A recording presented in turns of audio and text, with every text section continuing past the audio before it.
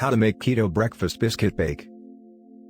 Please kindly do subscribe to this channel, also like the video, and turn on the notification bell, so that you will be the first to know whenever we upload a new video. Thank you. The ingredients. For the biscuits: 5 tablespoons golden flaxseed meal, 1½ cup almond flour, 2 tablespoon baking powder, 2 tablespoon milk powder, 1 teaspoon xanthan gum, 4 tablespoon butter, cold, salt to taste, ½ tablespoon butter, melted, 2 large eggs, 1 tablespoon apple cider vinegar.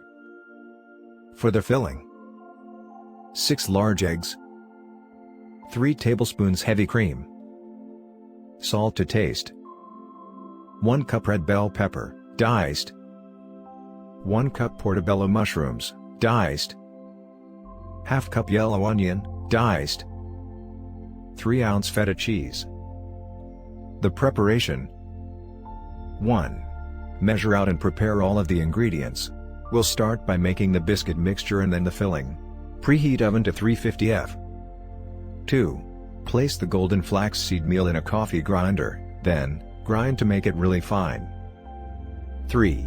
In a bowl, combine the fine golden flaxseed meal, almond flour, xanthan gum, baking powder, milk powder, and salt. Whisk it all together. 4. Smash in the cold butter with your clean fingers until it all seems to be incorporated together. 5. Beat the 2 eggs along with the apple cider vinegar. Combine this into the mixture and stir well to form the biscuit batter. 6. Spray a baking pan with cooking spray. Add the bell pepper, mushrooms, onion, and feta cheese to the baking pan. 7.